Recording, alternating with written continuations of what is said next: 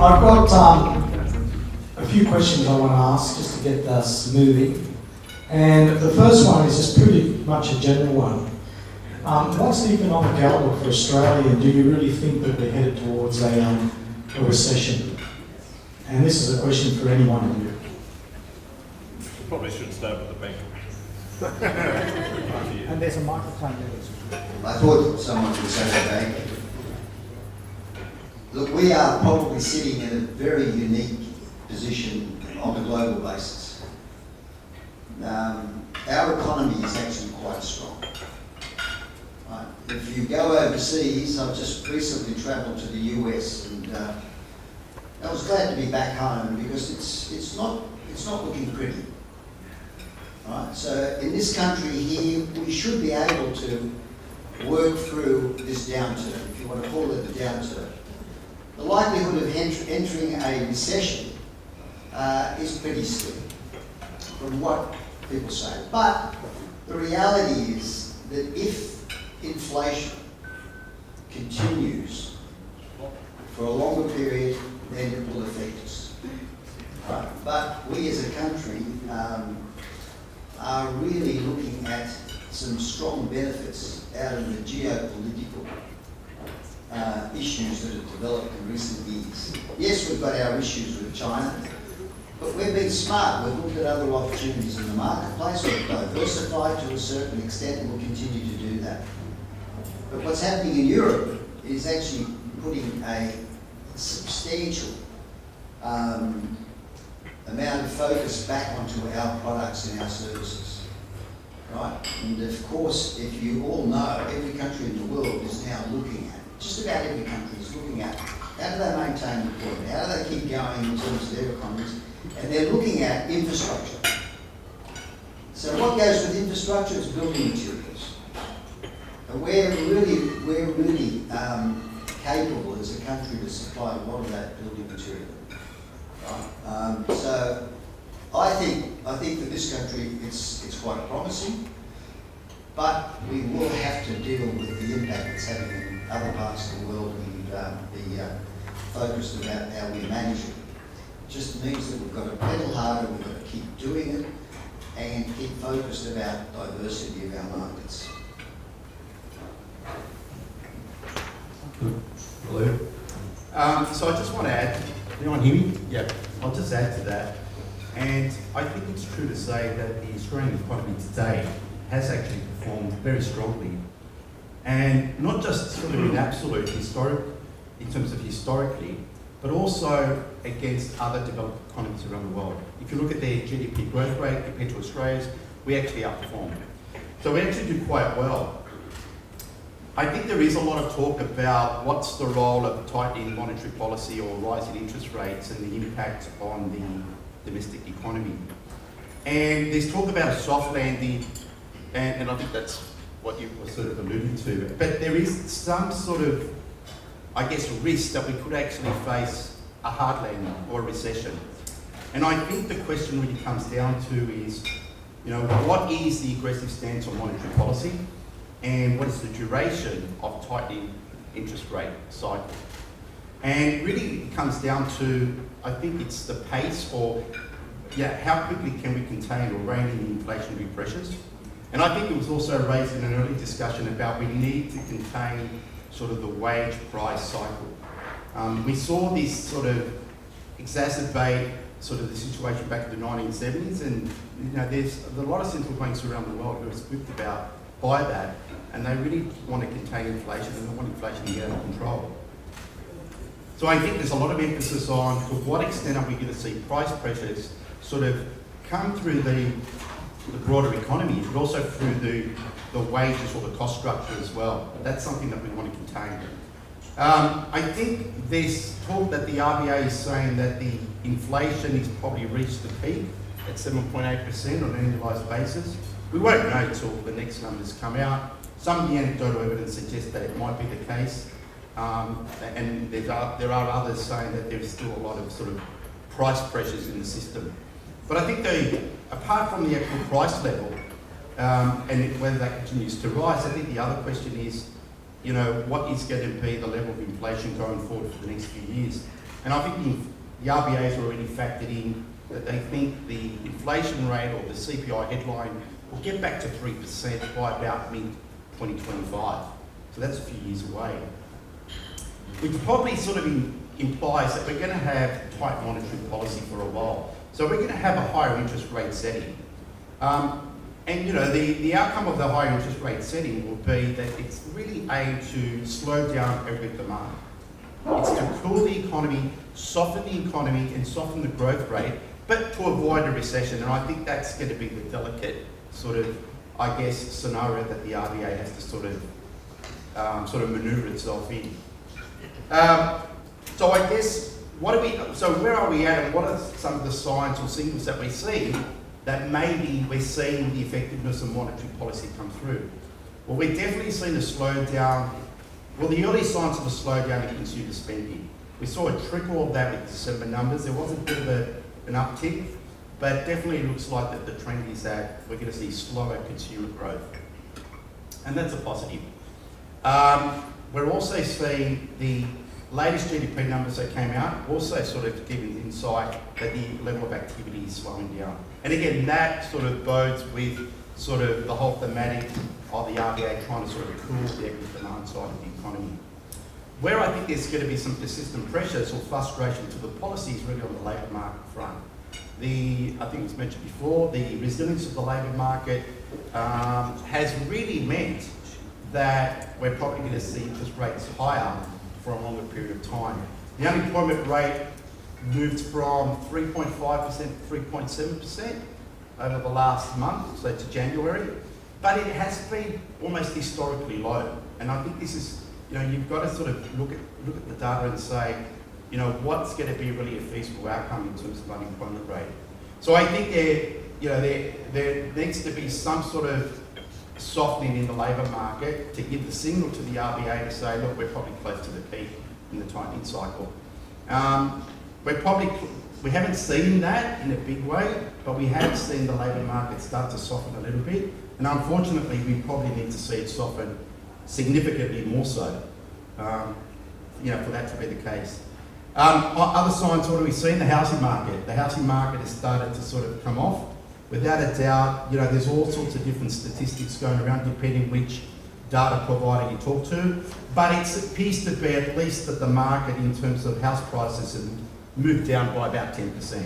There's now talk it could move further, somewhere around 15% plus.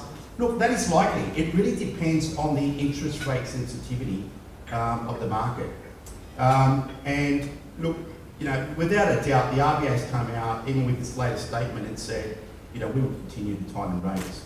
So until they see they can maintain and contain inflation, they will do that. I think that's the right policy. They've got to really, you know, they've got to knock this inflation pressure out of the system. If not, the distortionary effects are actually quite pervasive and quite sort of long-lasting, and will be detrimental to investment. So, you know, in a nutshell, I think we're already starting to see the early signs of a slowing.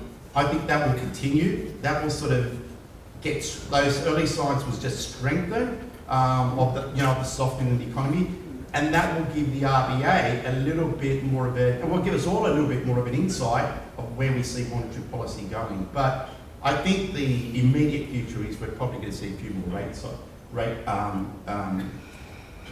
tightening sort of coming out, and yeah. Anyone else? At the risk of taking up people's opportunity to ask questions, there's some practical things that we ought to look at. The way that I look at about whether the Australian economy might be under some pressure is the number of building companies that are potentially falling over. I think they're the real-time indicators, the number of businesses which are potentially seeking administration or liquidation. They're things that I must say worry me a lot.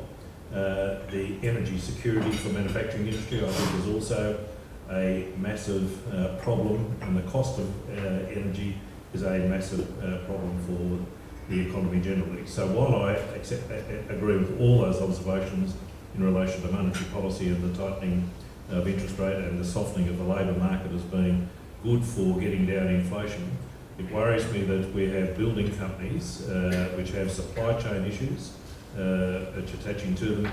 Monetary policy will not solve the supply chain issues because we often don't have enough control over that, and we have a lot of businesses which are very dependent upon cash flow on supply chain remaining stable, and we don't have that in the economy at the moment. So when I talk to the chief economist, one of the things that I raise with him regularly, almost on a fortnightly basis, is are we monitoring the number of liquidations of businesses both in the building industry and in retail industry?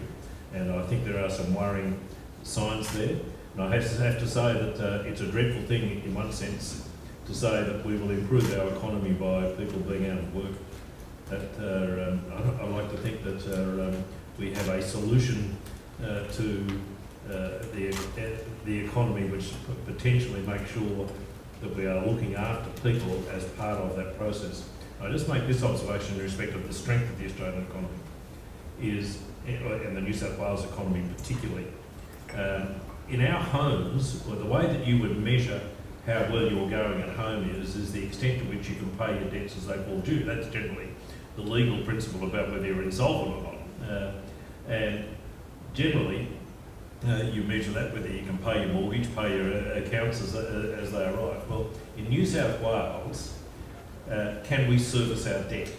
And that's, I suppose, differentiates economies about whether they are going in a southerly direction. The amount of the New South Wales economy which is directed to payment of debt is about 6%. Now, if I offered you that in your household, that you only 6% of your income was used to pay debt, you'd say, I'm in pretty good shape. So I have to think that New South Wales is in reasonably good shape because we have not got the debt levels where where it is such a drain on our expenses. At 6% of our expenses, that's a pretty good sign.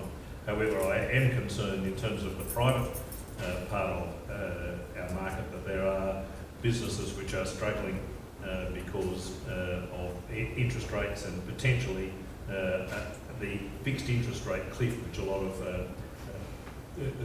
householders are potentially going to face in the coming months. Thank you very much. I've got two more questions. One first for the Honourable Mr. Tudehope, and the next one for His Excellency the Ambassador Jordan. Following a little bit of what you said, what do you think therefore, and drawing particularly from your experience in government, what do you think that makes New South Wales an attractive destination for foreign investment? Well, that's a Dorothy Dixon. I could talk on that all afternoon. I think we are an attractive place to do business because we are an economy which is continually doing things. If you look at the landscape in Sydney and New South Wales generally, whether it is the activation hubs we have in regional New South Wales or alternatively the new airport in Western Sydney, I think that there are massive opportunities for opening up New South Wales in a way that it is a destination for investment. And I'll give you some things which I think are really important. We've delivered, and I've seen this on a practical level, we've delivered a number of very important road projects and rail projects. And one of the things that you notice is that we in fact have what are called tunnel boring machines. And we have a workforce who do tunnel boring now in New South Wales of about 10,000 people. And we have moved from one project to the next because we have the expertise in being able to deliver those projects. And currently we have a project which is to tunnel through the Blue Mountains. A lot of people don't know that that project is actually happening, and the implications of that is of opening up the whole of the Western Plains to be able to have a proper transport route without going over the Blue Mountains, but through the Blue Mountains is an enormous opportunity for the development of regional New South Wales. We have an opportunity to develop our metro system. We've got an opportunity through the new airport. The biggest constraint we have at the moment is labour. the biggest constraint. And I have to say that if I was in another jurisdiction, the federal jurisdiction, I would be doing everything in my power to ease the immigration requirements of people coming to this country. I think we need to make sure that we are a country which invites people to come, and we don't have necessarily those restrictions on people coming which are overly burdensome and difficult to comply with. So I think there is a federal component in all this if we are going to be a successful economy going forward, and a lot of it is dependent upon making sure that we are a country which A, invites investment, but B, invites people to come here and want to make their homes here and contribute to this economy. Thank you very much. My final question for His Excellency the Ambassador. I know you touched on this a little bit in your speech, but what are the opportunities for Australia in the Middle East? In other words, why and in what should Australia be investing in the Middle East, and with particular reference to Jordan?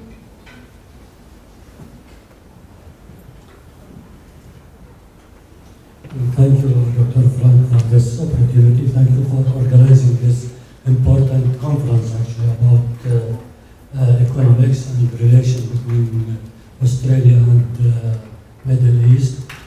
As you know, the Middle East is a very important part of the world, and I think the volume of trade between Australia and the Middle East is a big volume, around 27 billion or more than that, which is a big volume here. For us in Jordan, we are trying to promote and to enhance the economic and the trade relation with Australia during the last few years, and we have a very big successful event in this field, which is the big Australian investment in Jordan. It's about producing the green ammonia from the renewable energy from the wind and solar. This investment is by Fortescue. It's a well-known company in Australia. It's led by Dr. Andrew Forrest. He's a well-known businessman in Australia. And now this project in the final stage of visible study. And I think it will give a good push in the economic relation between Jordan and Australia. On the other hand, and in general trade, we are trying to find the reason for the weakness in the bilateral relation in economy and trade. And from our follow-up in this matter, we find that there is two main reasons for this.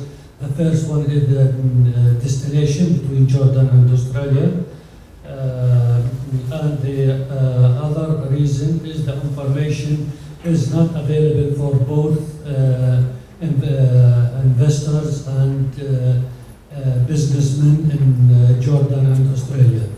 For that reason, we think we are trying to find a body to provide this information for both sides.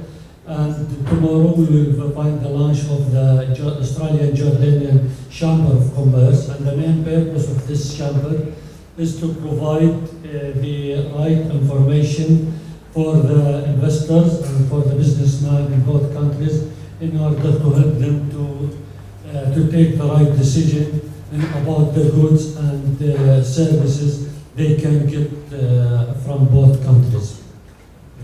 Thank you very much, Your Excellency, for that comprehensive answer. Okay, well, we're happy to take some questions from the audience. I see Dr. Pan has a question. I'm going to pass this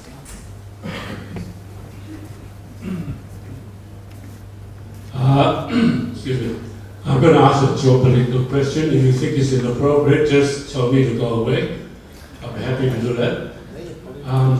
Now, at the current geopolitical circumstances, the petrodollar is right in the middle of a discussion on many fronts. The forming of the BRICS nations, where Iran and Saudi Arabia have applied to join, will further put pressure on the petrodollar. Now, although those things happening overseas, My question is this: what is the effect of the destabilization of the petrodollar if BRICS makes a challenge to the petrodollar and shove it, not to push it down completely, but move it aside a little bit by 25%? What is the effect of that kind of thing to Australia? Should Australia be also trading in currencies other than the US dollar? I have, say, if I have $1 million in American currency, should I stash it under the pillow or should I change it for Russian rubles? Thanks.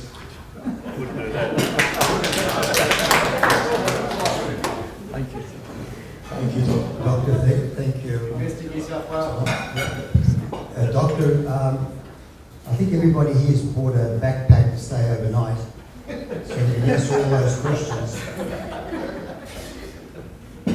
The reality is this: the petrodollar has always been a very, very active unit in global economies.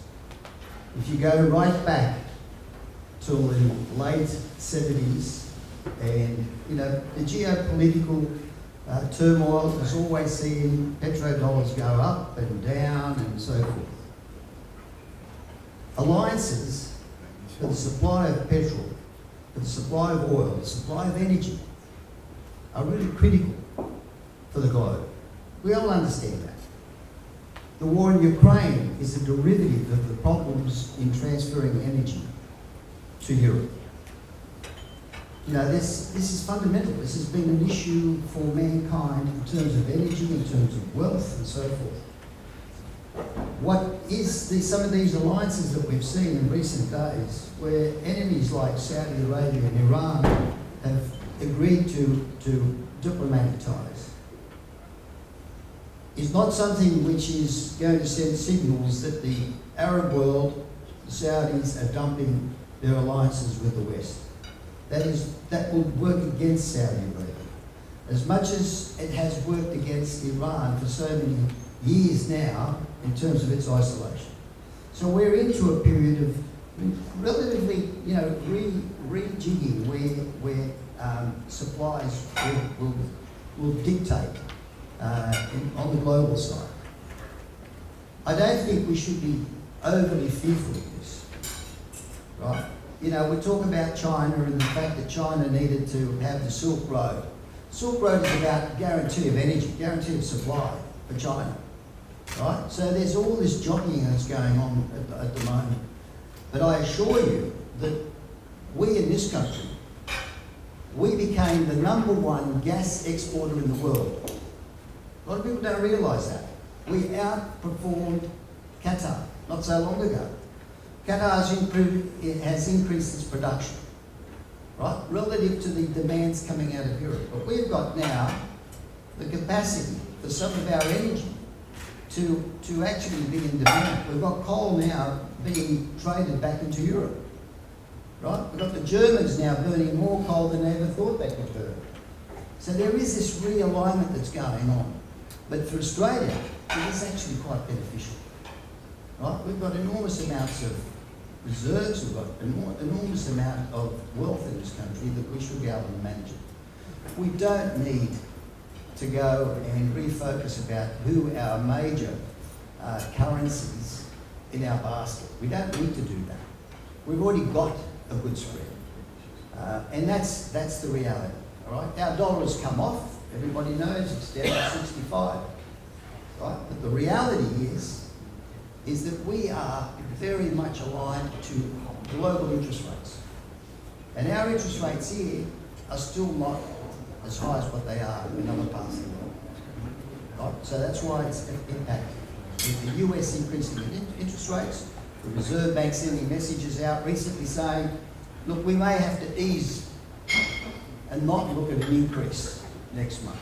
That's what their words were. We may have to do that. Well, that affects our dollar, right? Because the US is still saying there's more room for upside, right? So there is a period here where there's a fair bit of uncertainty, but I don't think we should be extremely worried, right? When the dollar drops down to 65, what's that do for Australia? When it drops down to 60, what's it do for Australia? It means we export more. We'll export more product, right? It is a question of taking the opportunities as they lie today. If we don't take the opportunities, you know, during this period of change, then we'll miss out, right? As I said before, we've got fabulous products, we've got fabulous services, and the rest of the world is waking up to it. Why? Because we're knocking on their doors. We're going to new markets and saying, look at our products. And they're saying, well, why haven't you been here? Why haven't you been showing us your products, right? So there's some really good promise for Australia. Don't fear the change in politics overseas in terms of alliances with the petrodollar, and our dollar will work accordingly to where interest rate movements will occur. Thank you very much.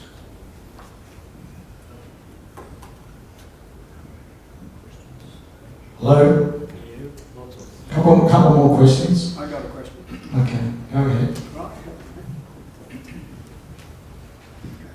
I understand that the government, the Reserve Bank, got to increase interest rate. My question is to the economy of the increased interest rate. I understand this gentleman said about the exchange rate as well as the interest rate and all that. I mean, I think that's to the credit of the Labour government in the old day when Paul Keating and Bob Hawke actually float the our exchange rate, so they give us the buffer. When our economy is down and our exchange rate is down, give us the competitiveness in our export of goods. Now, then my question is basically, it seems to me the increase of our interest rate is a little bit slower than what we're supposed to be.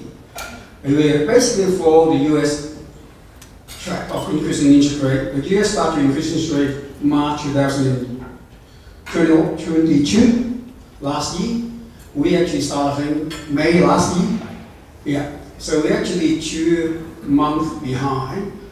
And at that time, I think we should have the interest rate increase a bit earlier.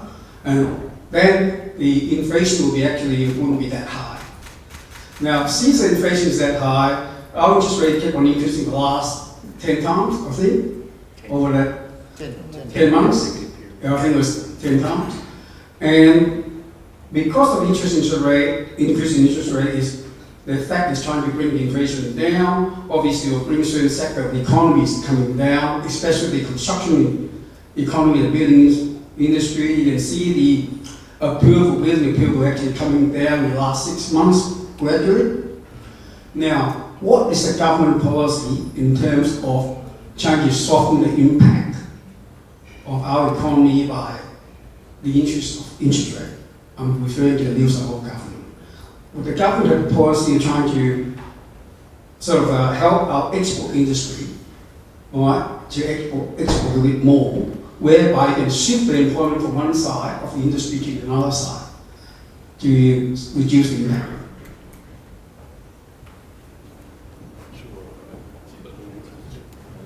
Yeah, I think you know, you're right. We were slow in moving, right? Other economies moved interest rates up. You know. There was something that really rattled the global economy, and that was the pandemic. A lot of people have lost the understanding of what we were caught in during the pandemic, and there was a lot of uncertainty about how we're going to come out of it. And of course, the government spent a fair bit of money, right? And all the predictions were, this time last year, the Governor of the Reserve Bank was still saying interest rates shouldn't increase until 2024. This time, last year, right? So there was a hell of a lot of, uncertainty about the global economy, what was happening in terms of Australia and so forth. When the other banks throughout the world started to see elements of inflation setting in, right? And you know, what drove inflation? Lack of commodities, because economies slowed down, China and other parts of the world, supply chains. All of a sudden there was a lot more focus on infrastructure costs, so you had to redirect goods and services to markets. And of course, you know, less commodities. Prices were going up.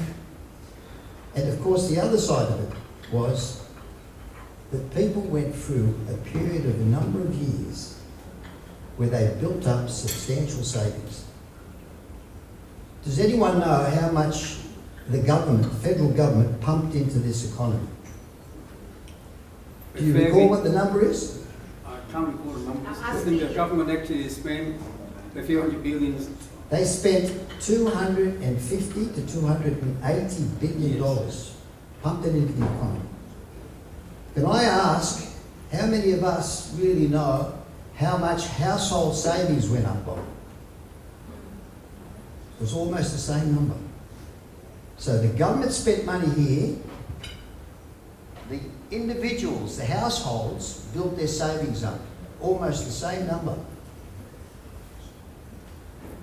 Then we found the economy opening up.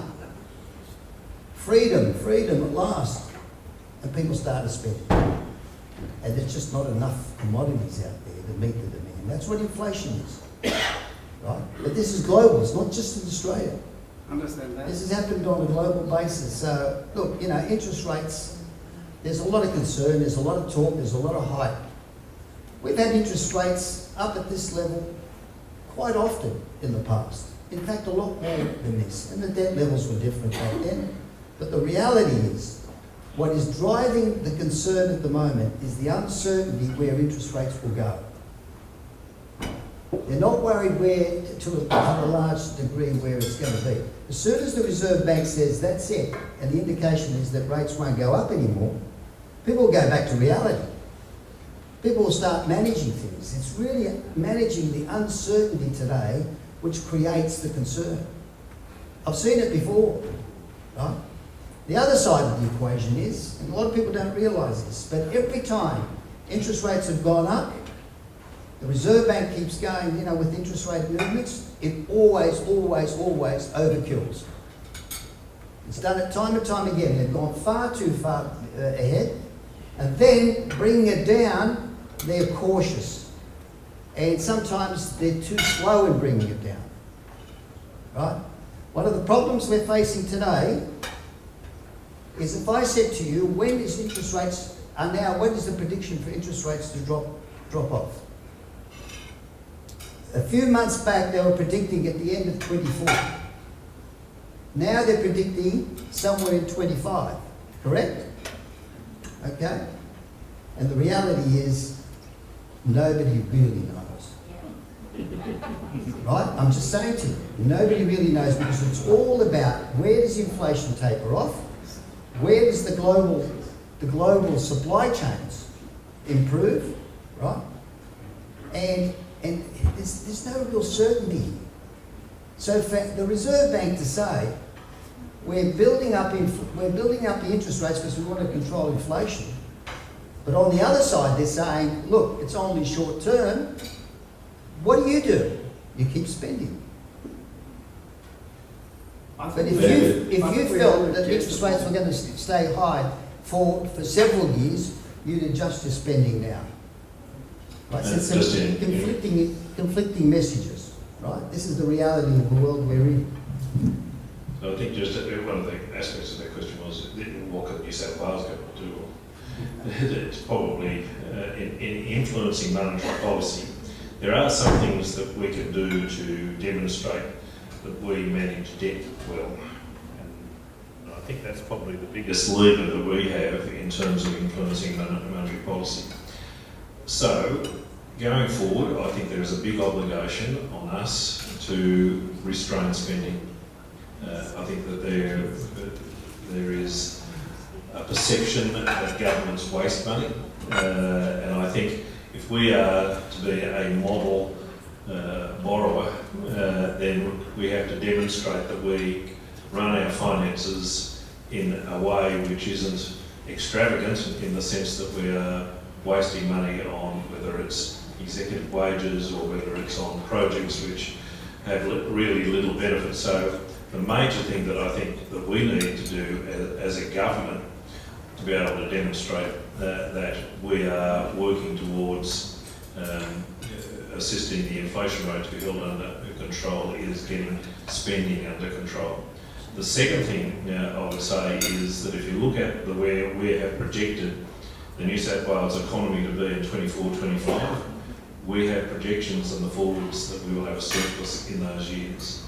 So an economy which is running a surplus, an economy which has spending under control, is generally one which the rating agencies would say is that they borrow money at a rate which is affordable, because like anyone else who runs a household, they have this expenditure under control, and they have a program for making sure that they have money in the bank for projects that they want to carry out. I can understand the managing part of it in terms of finance. If you actually have control your budget well, obviously you get a reduced cost of borrowing as well. Correct. And my question is whether the New South Wales government have any policy to help those workers lose their job in one sector and then help them again. Well, that's a complex question, and it's a complex question because effectively it's a federal state type of responsibility. The component which is the state responsibility is the focus on retraining people and offering opportunities either through TAFE or other educational opportunities for people to retrain. But there are also incentive programs that you can put in place for the purposes of utilising your workforce in the best possible way. We have a big deficit in medical care in regional areas. Incentivising people to work in regions is something which I think is one way which we as an economy can deal with people who are, I suppose, put out of employment in one sector to go and retrain in another. I had a proposal in which I have discussed with some of my colleagues is we have, for example, a huge problem with fruit picking in regional areas. We have no labour to go and do it, and we have fruit falls off trees and rots because no one is available to pick it. Now that's a disgrace in a sense, but how do you solve that problem? Is we have university students who incur huge HECS fees year after year after year. You can offer incentives for people by way of reduction in HECS to go and work in regional areas for the purposes of solving a problem which exists in those areas. So there are schemes which we can put in place as a government to look after people who are dislocated as a result of financial pressures. But we as a government, first of all, have to demonstrate that we know how to keep debt under control and keep expenditure under control.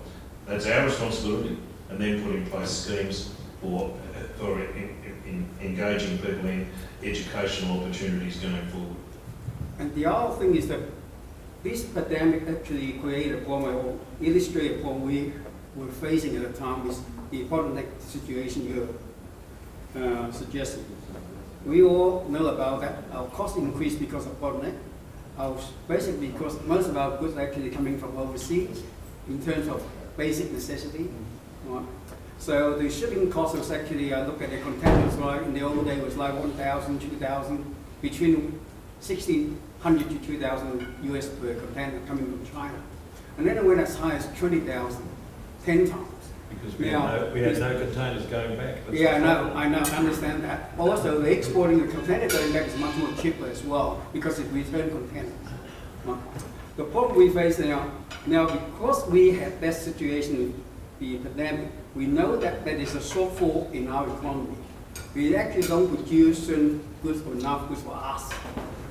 So is the government going to have some sort of policy to help to smoothing this bottleneck situation in the future?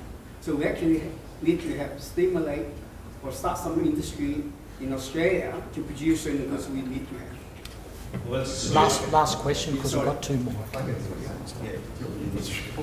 Otherwise we'll be here until One of the things you've got to remember is that markets adjust accordingly. Understand that? You know, and you will have, we are starting to see manufacturing come back to Australia in certain levels, right? But we're also looking at other alternatives to supply, right? So we've got to diversify, that's the reality. But every country in this world now is looking at producing in its own territories, right? the US is very, very confident that manufacturing is going to pick up dramatically in the US. North Italy is now going to produce more garments and more product than it was traditionally had, because they've learned what the pandemic has done. They've learned what trade restrictions can do. Right? And sometimes the government can support industry. They can give grants, they can do all the bits and pieces. But you know what it is? We've got to get off our backsides and start doing it. Right? Governments don't do everything for you. This is one of our weakest problems. This has been our problem in this country for decades. We've always said government this, government that, government this. It's us. No. It's us that need to drive it. We don't want government to create walls for us. Right? This is the reality, that we can. But if we think that the government's going to produce grants for us all the time and support us and so forth, it just doesn't work. Right? And believe me, people that are taking the initiative now to do things are the people that are smart, that are really starting to focus on the need for change. We became too confident. We became too comfortable in this country to rely on supplies coming from certain parts of the world. Right? I mean, I used to go and I used to see trade attachés. We used to go and see Australia. We used to, Brother Michael and I, we, trade missions. Right? We used to travel all over the place. And countries would say, why aren't you here? Why aren't you here all the time? We just didn't have enough investment in other parts of the world. We gravitated to certain parts of the world and relied on that market. And now we're trying to re-establish ourselves. The good operators, the smart operators, were out there developing relationships, and we're starting to see that to a greater degree.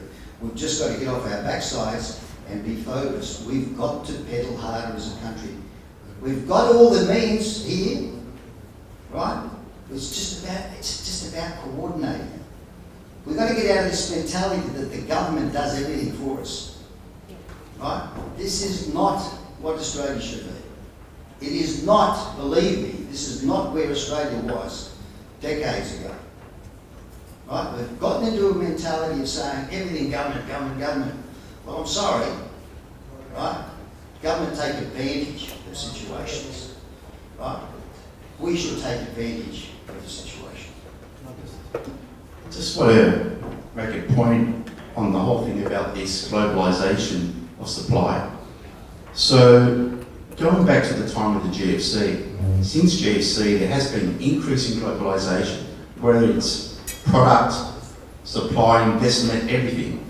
And the underlying premise there was that globalisation gives you diversification benefits, and it also gives you comparative advantage. So a country that has an advantage in producing one particular product, good or service, because of its opportunity cost being lower, it will produce that at the expense of another country, and you do that globally, and there are positive benefits for everyone.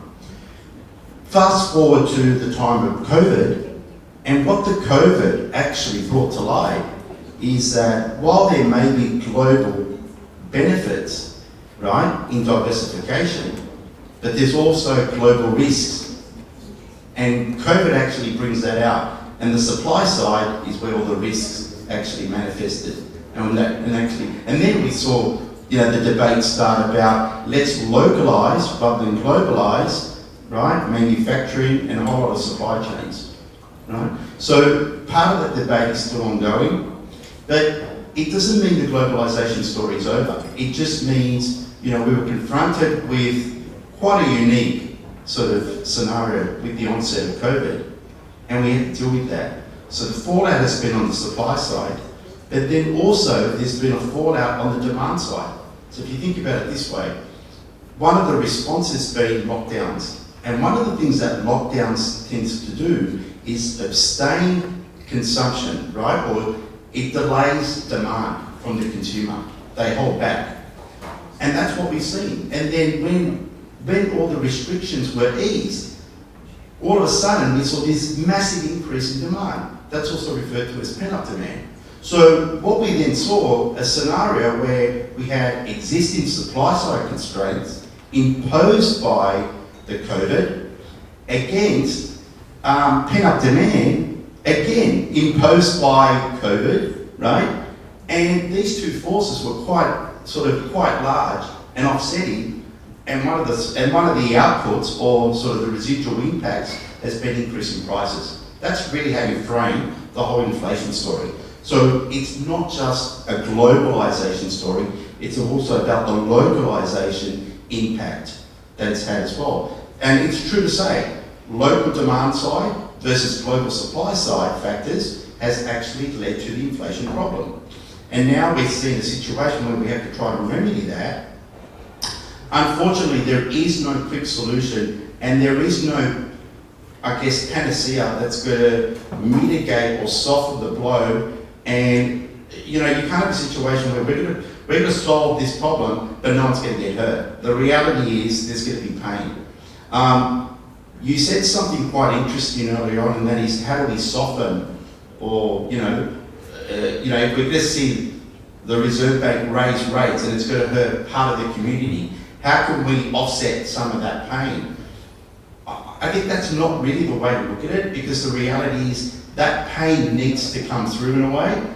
If we don't feel that pain, we're not going to constrain our spending. And the only way that what the Reserve Bank is trying to do to contain inflation is say, we can't do it from the supply side, because we don't control supply side. But what we can do, we can use monetary policy to control demand side.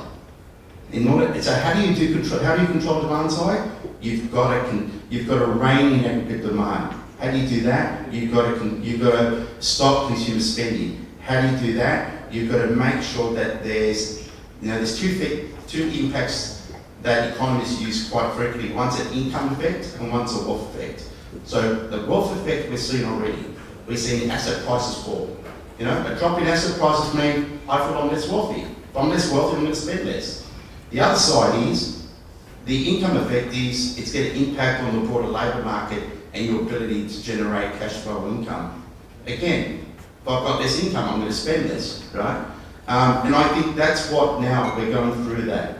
I think an earlier point that was raised on, the more we think that we can withstand that, it's just going to delay and extend the whole monetary policy tightening and frustration that we all feel longer. So it's almost like, let's take the hit, let's revert back to a lower base so that we can bring prices down, and then we start again a growth path that's more sustainable. That's probably the way to look at it, that becomes more feasible. Thank you. Two more questions now. Ben, I think you had one. And then Harry. And we're running way behind schedule, so come on, let's keep our questions short and to the point, and the answers we want. Yes. Thank you, Doctor, for allowing me to do that. My name is Ben Nestasi. Distinguished panel, the question I have is, with monetary policy tightening and funds being less accessible, how do you then, from a government's point of view, interface with international markets saying, we can help you, we can come and give you some money, but how do you do that how does that happen when you can't get money? How does government do that? How do we, the punters, do that as well? Just look at the investment opportunities in Australia. We're a AAA rated country. The reality is it's not that difficult to get investment into the country. If you create the right atmosphere for it, you'll bring it in. The real concern with international markets and the tightening that's going on at the moment is regulatory tightening, right? The only reason the banks now don't lend to the same degree to first home buyers is because the affordability factor is becoming less, right? So that's brought about by the regulator. The regulator says you've got to add an extra 3 points, 300 basis points on top of the interest rate, which makes it very hard for people to service there, because the average home today is a lot more expensive than what it was pre-pandemic. Yeah, we're seeing 10% come off, but we saw 40% increase in values previously. So the affordability rate is that. But money coming into this country, it's it's about offering the right terms and the right investment for parties to come and invest in this country. If there's, I was talking to some parties the other day, and they said, wow, AAA rated, this and that, where can we deploy our money? They've just got to find the right sectors to deploy it in. So how does government do that, Minister? How do you do that when you have an opportunity to look at that and say, this is the way we do it? How does the government do that, Minister? They borrow more. More money. Well, it's a question probably directed to TCOR, which is the investment arm of the New South Wales government. So we have a specialised investment unit, which in fact borrows money on behalf of the government, invests money on behalf of the government, and it would make decisions. You may recall last year we got into some bother, it might have been last year or the year before, because TCOR had made investments in Russian stocks. And we might say, well, how does the New South Wales government make a decision to invest in emerging economies? And we have a whole, and it's probably beyond my expertise, but there are people who do this for a living, but they actually make an assessment the same way as you do in your business about where to make investments. But we have actual policy positions which we adopt about TCOR having ethical investments in overseas jurisdictions, in emerging economies and the like. So, subject to a return which we would expect TCOR to be able to deliver to the government, they in fact borrow overseas and in fact then also invest on behalf. Now, one of the things I would say in relation to the government in terms of the way we have delivered infrastructure, we in fact borrow a significant amount of infrastructure at 0% interest rates, and a lot of the strength of our economy at the moment is based on the fact that TCOR had an investment strategy where it predicted that you can never get money as cheap as we were going to, and we had long-term borrowing programs, often where we had 10-year contracts at very, very favourable interest rates for the state. So we as a state, and TCOR was a prudential borrower on behalf of the state, it engages in exactly the same way as every person in this room would do in respect of their business. They would borrow, hopefully, at the best and most favourable interest rates, and in fact then invest also at the best and most favourable returns.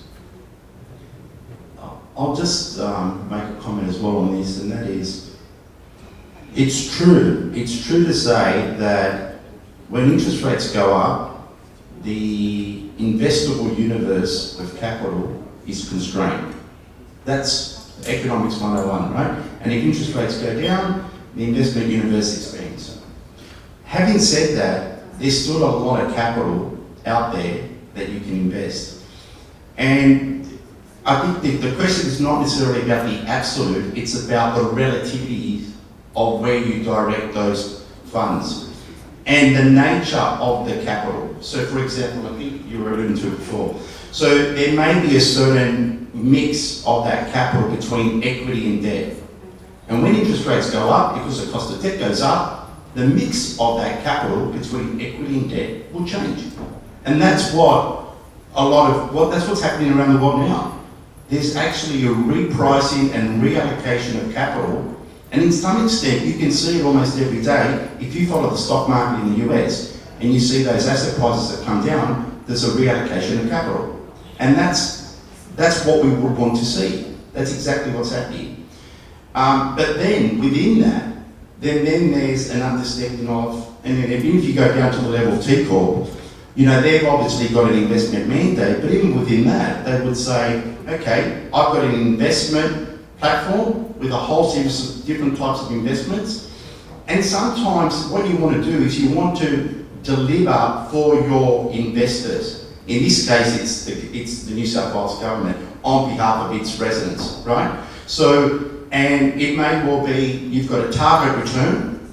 And what you may realise is, given that there's been movements in interest rates and a reshift of capital, you're probably going to say, you know what, that investment return that I wanted to achieve, I can no longer achieve it, given the current investment exposure that I have.